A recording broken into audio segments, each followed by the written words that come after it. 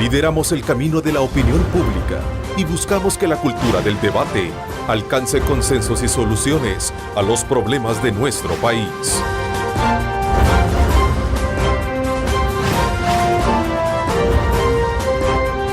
Diálogo con Ernesto López. ¿Qué tal? Buenos días, El Salvador. ¿Cómo están? Qué placer saludarles a ustedes en este día lunes 29 de septiembre. Gracias por estar con Cadena Megavisión. Somos canales 15, 19 y 21 cubriendo todo el territorio nacional. Iniciamos esta semana, sin duda alguna, invitándole a usted para que le ponga mucho esmero, mucha esperanza, mucha fe, para poder cumplir todas las metas que a lo mejor no han sido cumplidas en esos días pasados. Así como también ante cualquier adversidad, cualquier obstáculo, póngale muchísimo optimismo, que eso es lo fundamental para poder superarlos. Así es que esta mañana queremos abrir la semana con un análisis económico de país, dándole lectura a diferentes aspectos elementales, como los cuales hace unos días la Sala de lo Constitucional admitió 2 demandas relacionadas con los impuestos aprobados por la Asamblea Legislativa en julio pasado, donde no se contaron, por cierto, con los votos del Partido Arena. En los recursos se pide declarar ilegal el nuevo impuesto a las operaciones bancarias, además de impugnar algunos artículos a la Ley de Impuestos sobre la Renta. Por cierto, la Presidencia de la República se ha mostrado sorprendida por la admisión de la demanda y se mantiene firme en sostener que la reforma tributaria, que ha sido motivo de abundantes críticas, es necesaria para equilibrar las finanzas del Estado. Esta mañana tendremos un amplio análisis sobre el panorama económico del país y las implicaciones que tienen medidas como las que hemos planteado al inicio de mi intervención.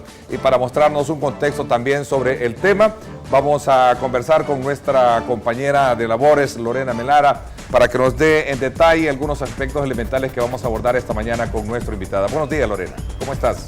Ernesto, buenos días. En este nuevo inicio de semana, comentarte que la Sala admitió los argumentos de forma de la demanda por considerar que violenta el artículo 135 de la Constitución, ya que no existió suficiente análisis previo para la formación de la ley.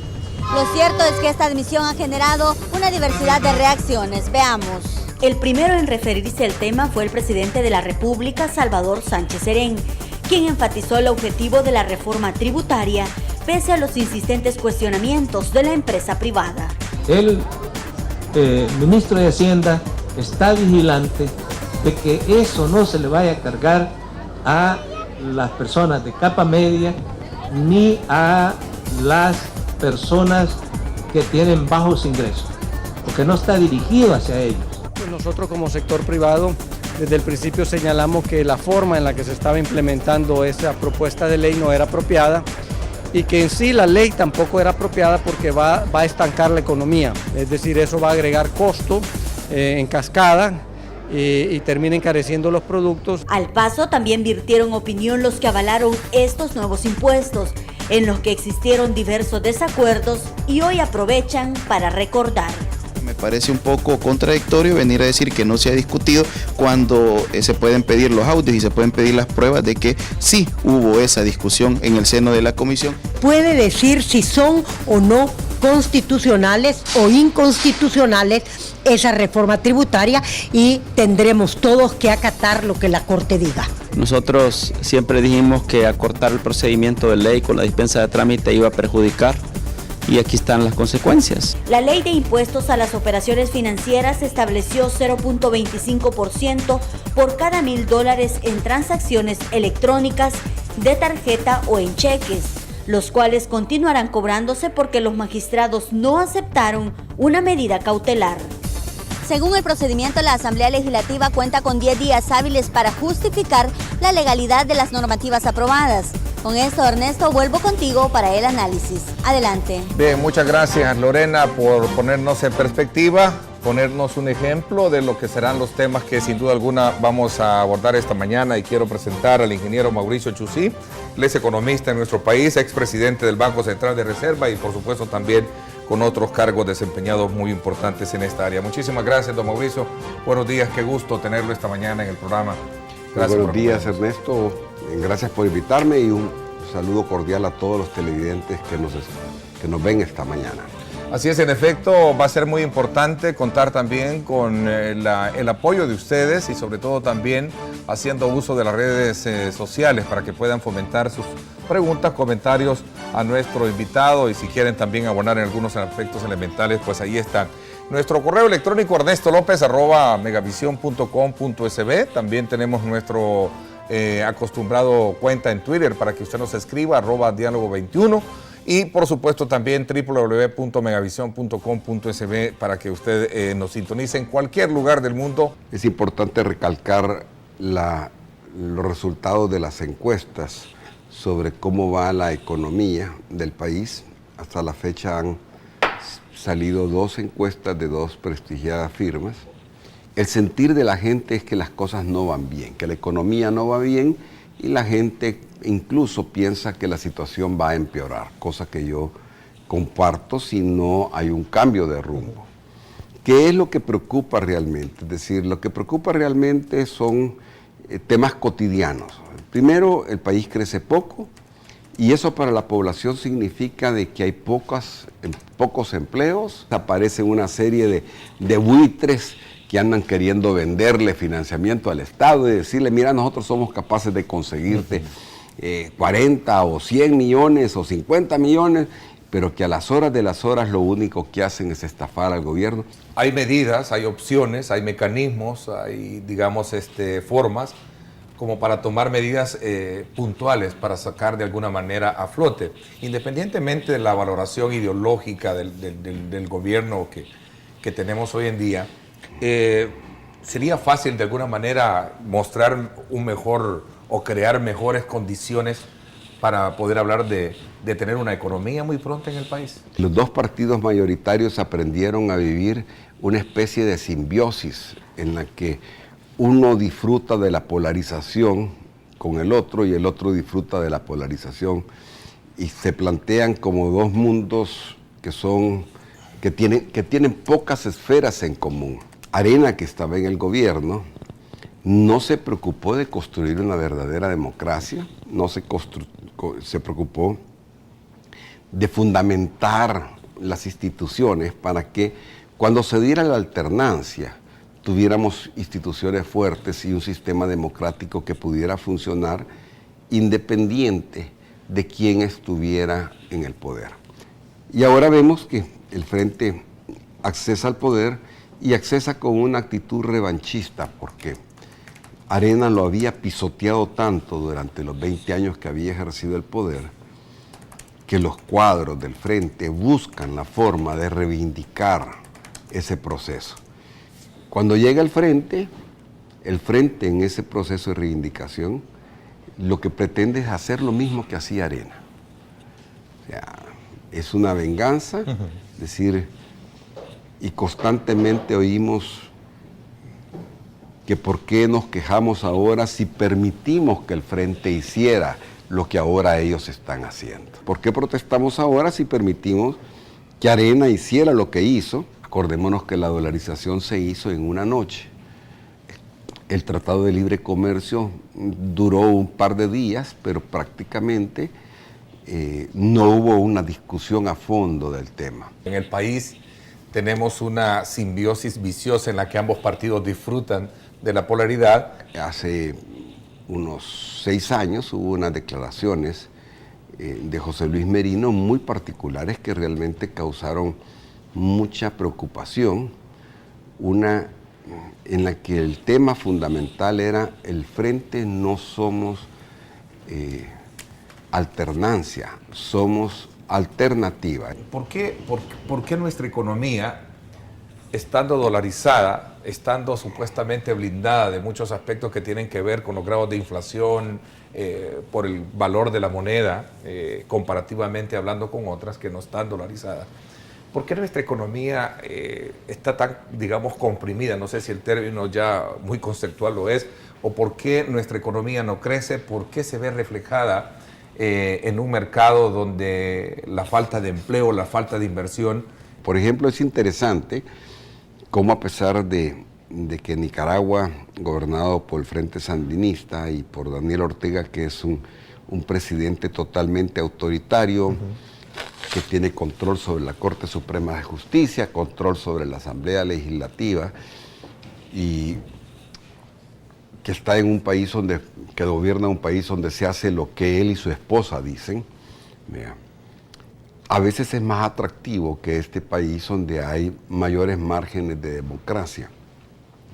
Y es que ahí ha habido una especie de negociación entre el presidente Ortega y los empresarios. Tarde o temprano esa necesidad de mostrar ese empoderamiento del ciudadano va a rebasar el clientelismo de Nicaragua. Y ahí los empresarios que hayan invertido se pueden encontrar en el conflicto que hay cuando las clases medias demandan bienes y servicios que no les pueden dar. Es el caso también de Costa Rica, que siempre ha sido un país huraño del tema de la integración centroamericana. Políticamente es el tema de la pérdida de confianza en el modelo bipartidarista y la pérdida de confianza del electorado y de los ciudadanos costarricenses. Guatemala tiene la economía más grande de Centroamérica, y cuando hablamos de la economía más grande de Centroamérica, es sustancialmente más grande que la economía de El Salvador. Ellos han manejado muy bien su política de exportaciones y de hecho nosotros somos uno de los grandes compradores de Guatemala. Ellos producen toda la verdura que nosotros pudiéramos producir localmente, la producen ellos. Manejan muy bien, han sido muy disciplinados en materia fiscal. Todas las bondades que nos vendieron cuando nos vendieron la dolarización, prácticamente ninguna de ellas se ha cumplido. No se puede cargar todo el costo de incrementar los impuestos a las empresas, no se puede cargar todo el costo de aumentar los impuestos a los trabajadores, no se puede cargar a los trabajadores y a las empresas mientras el gobierno sigue despilfarrando, mientras haya lo que todos conocemos, el tema del exceso de gasto y el exceso de ineficiencia y el exceso de empleados públicos. Es una vergüenza lo que hemos ido conociendo los ciudadanos de cómo se gastan nuestros impuestos. Todavía no sabemos cómo se hizo ese arreglo del chaparral. Yo considero que es un disparate gravar el crédito y es un disparate que en una economía dolarizada se grave el financiamiento del exterior.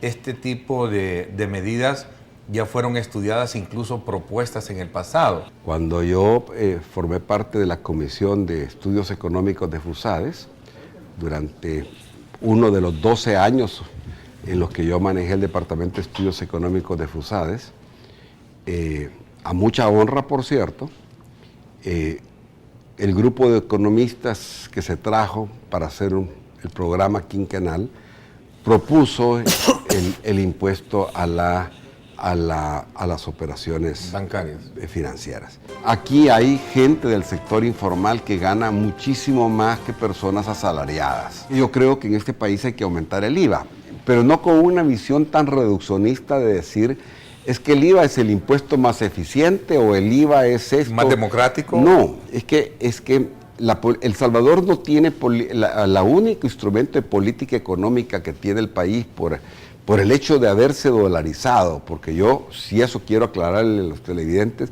que yo fui un gran opositor a la dolarización, ¿verdad? Pero que estoy consciente que en este momento no se puede deshacer, y quizá fui de los más grandes opositores a la dolarización. Hay que frenar el consumo y, a mi juicio, y lo dicen, no lo digo yo, sino que los estudios del Fondo Monetario, del BID, del Banco Mundial, de economistas de prestigio, hablan claramente que el país necesita incrementar el IVA, porque aquí se hacen estereotipos y se dice, no, los gobiernos de izquierda no suben el IVA. No, yo creo que los gobiernos deben, y aún incluso los de IVA, los de izquierda tienen que aumentar el IVA, pero para utilizar esos recursos no para las fiestas de la Asamblea Legislativa. Cuando se subió en la primera reforma tributaria del gobierno de Mauricio Funes, se le subió el impuesto a los licores. Y el ministro de Hacienda decidió que le iba a subir el impuesto a todos los licores menos al aguardiente, porque era el guaro de los pobres. En los gobiernos de Arena hubo un exceso de clientelismo.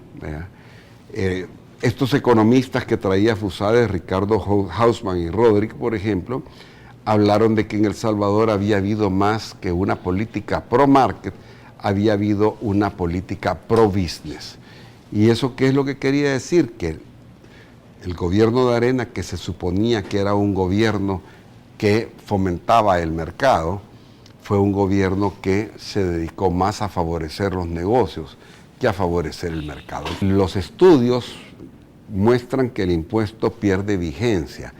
Es decir, el impuesto puede, en ciertas ocasiones ha sido normal la recaudación, pero en el tiempo el impuesto a las operaciones financieras, y aquí técnicamente hablando, tiende a decrecer. Y Lorena tiene la oportunidad de darnos una demostración de que nuestros impuestos van a ser bien utilizados. Ella nos tiene que demostrar que durante su gestión como presidenta de la Comisión de Hacienda va a velar por la austeridad en el presupuesto general de la Nación. Yo estoy muy optimista con lo que ha ocurrido con el presidente Flores.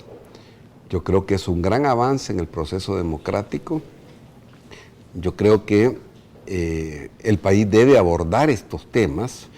El fiscal debe darnos muestras de que él puede llegar a ser el primer fiscal de El Salvador, porque lamentablemente durante los gobiernos anteriores lo que hemos tenido son remedios de fiscales y la impunidad con que se ha actuado en este país está a la vista de todos. Es decir, hay algunas personas que llaman a delincuentes de cuello blanco que han campeado en este país y que los fiscales nunca han procedido contra ellos. El monotributo es, como explicaba yo anteriormente, es decir, yo sí creo que ahí hay un campo fuerte de recaudación.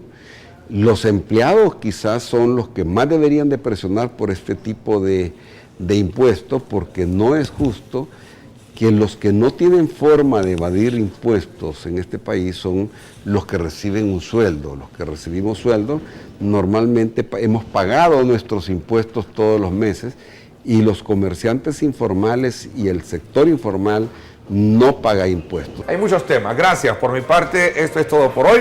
Pásenla bien y como siempre recuerden lo más importante, amar a Dios. Lideramos el camino de la opinión pública y buscamos que la cultura del debate alcance consensos y soluciones a los problemas de nuestro país.